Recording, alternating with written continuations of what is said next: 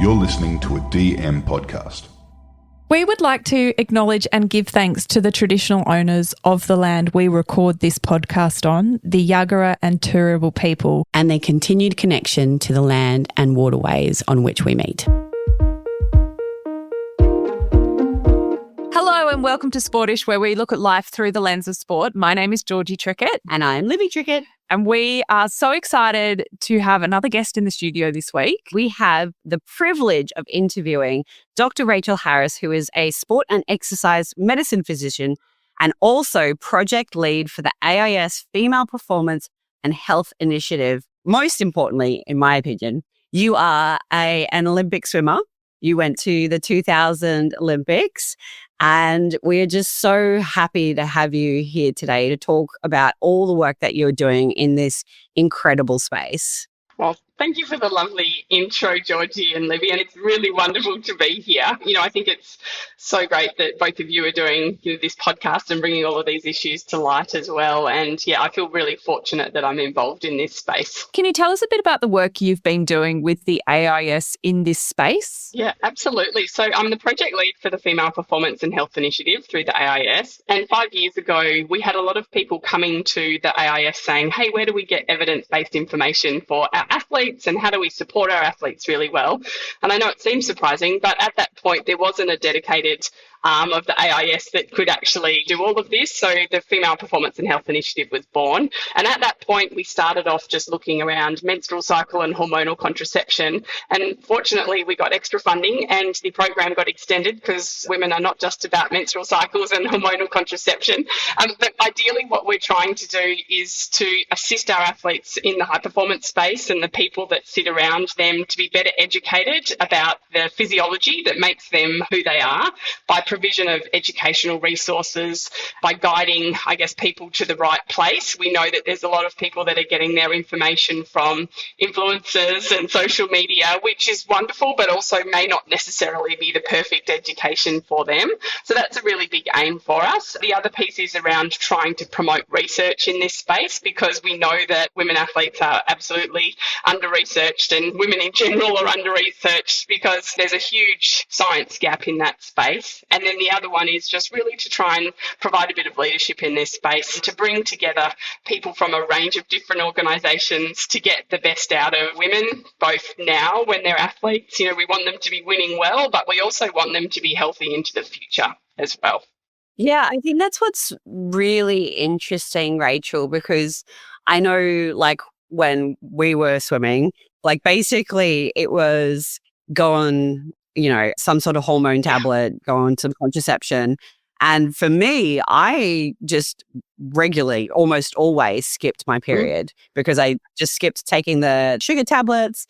I had no idea about what my hormones were doing, what that looked like. And it wasn't until, honestly, that I started to try and have kids post-swimming that I started to really understand my cycle. I started to understand that I actually had polycystic ovaries. You have all of these hormone challenges.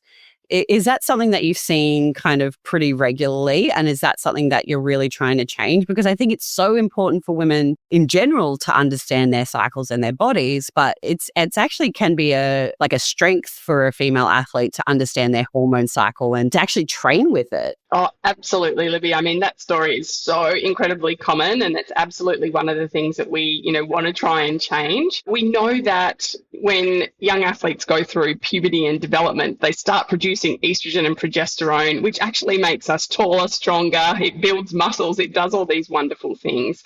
And realistically, what we want is the effects of those hormones to, produce better performances, I suppose, in the end. That's the big piece. But there's also the health considerations as well. And absolutely, we know that our athletes and absolutely the general population too have really poor health literacy. Most of our athletes actually don't understand how these female hormones actually impact them throughout a cycle or throughout a lifetime. There's really cool research that was done a little while ago that showed in that elite cohort that the knowledge base is really, really poor. So that's one of the reasons that we actually got the Female Performance and Health Initiative off the ground. As a clinician, so when I see patients in my own office, I often have young female athletes come in with their mums and going, my daughter's going to be a great athlete. She needs to go onto the pill. And a lot of the time I actually start to try and undo that. You know, we would love people to embrace their hormones and understand their hormones, and particularly in those first few years, because we know that it actually takes a couple of years for a normal hormone profile to kind of settle in and become your norm. We don't really want people going onto the pill or other forms of hormonal contraception at that early age, because often people end up on it for 20 years. And, you know, you really, as you've mentioned, you don't necessarily start to understand what some of those potential underlying medical conditions are. We absolutely know that, you know, there are a huge proportion of young athletes that end up having low energy availability and actually stop their underlying hormonal cycling through the month. And being on hormonal contraception doesn't allow us to see that superpower of, hey, we've got this vital sign, or you're getting a regular period. We can help you to retain, you know, or get back to your normal function. We also know that, as you've mentioned, fertility after you come off hormonal contraception can sometimes be incredibly challenging. So we would love, you know, for where possible, I guess, and if you don't have an underlying medical condition that needs hormonal contraception, and also absolutely acknowledging that people go into hormonal contraception for contraceptive reasons as well. Yeah. So, you know, that's absolutely fine. What we need to make sure is that we're going onto these types of hormonal contraception for the right reason. And I think the other piece is that there's actually now, and, you know, back in the day, I think we had tampons and pads and that was pretty much it. There's so many other types of hygiene products that people can use. You know, there's some really cool swim period underwear that you can wear now in the pool. There's, you know, menstrual discs and cups, and then there's a whole range of other options that you've got, because it can be really confronting being in your bathers or togs or whatever you call it up in Queensland. So, you know, you've got all of these different options to assist in knowing, okay, I'm not going to be leaking period blood all over the pool deck or all over my white pants in cricket and things like that. Yeah, or there's no tampon string hanging out. Yeah, exactly. So I think, you know, even for young athletes to understand what those options are is a really important piece. And we also know that actually hormonal contraception can impact us in detrimental ways as well. You know, there's a range of people that actually get quite significant mental health issues going on to types of hormonal contraception, and they actually don't notice it until they come off. And they're like, oh, gee, that wasn't me.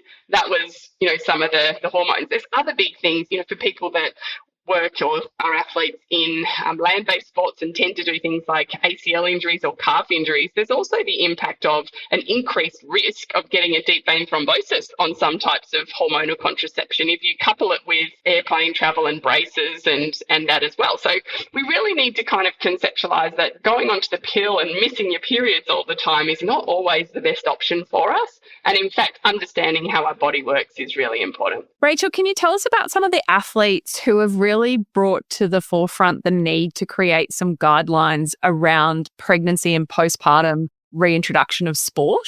Yeah, absolutely. I mean, we've seen more and more women athletes come back after having kids or wanting to have kids. And I suppose the reasons for that in sport now more than ever have been the opportunities to continue and to make money out of sport and also to be better supported.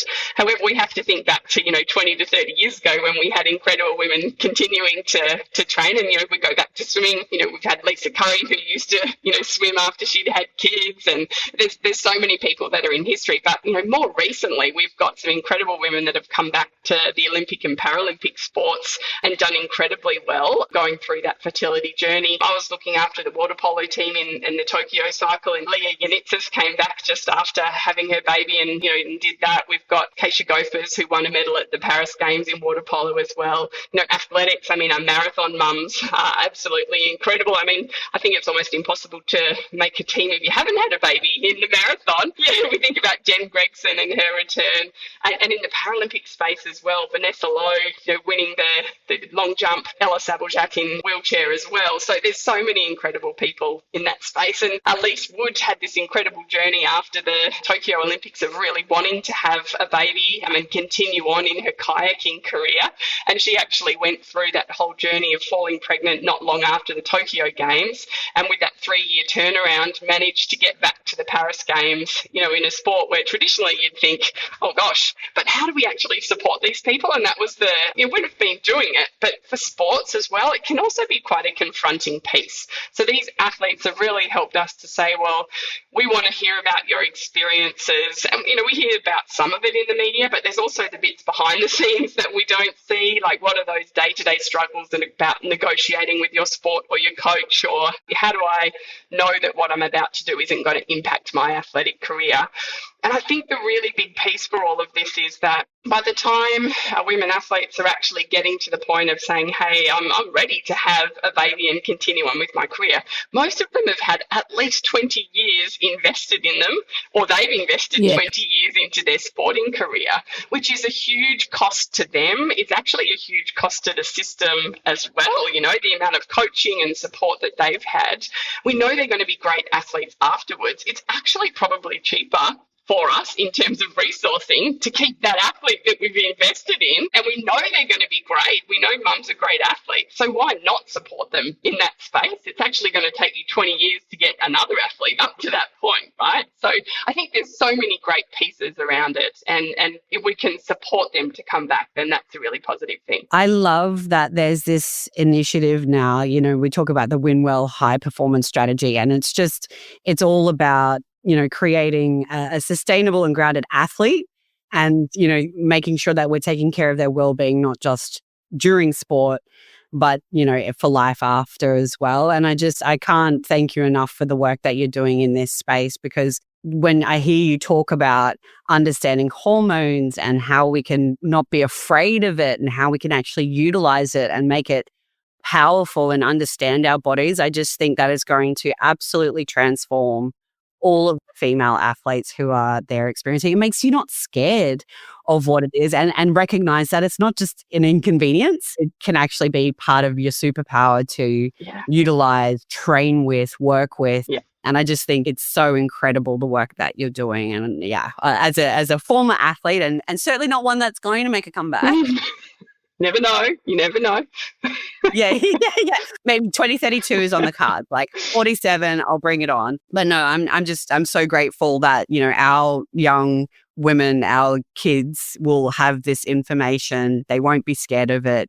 They'll be able to use their hormones to their strengths, and really long way of saying I'm very grateful for the work that you're doing. Well, thank you. And I think, importantly, this is not really just about me. There's a whole bunch of people in this that's happening, and particularly around these, pregnancy guidelines. We had, Jasmine Titova and Bowden Tai, who worked with their PhD supervisors for 3 years, gathering information from athletes and people that support them in sport to put together these guidelines. There's huge amounts of people that are doing great stuff in this space, and Mel Heyman from Central Queensland Uni has been their PhD supervisor and is really pushing this space. There's going to be IOC guidelines coming out, or a consensus guideline, in the next little while. And the great part is that Australia is actually at the forefront of that with, a lot of this as well. And, just like you said, it's so important not just to look after what is happening right now and get our athletes to win gold medals. It's actually about how do we make sure that they are optimizing their health now and away into the future. And that win-well piece, it's so important. We don't just want gold medals. We actually want good humans as well. And also,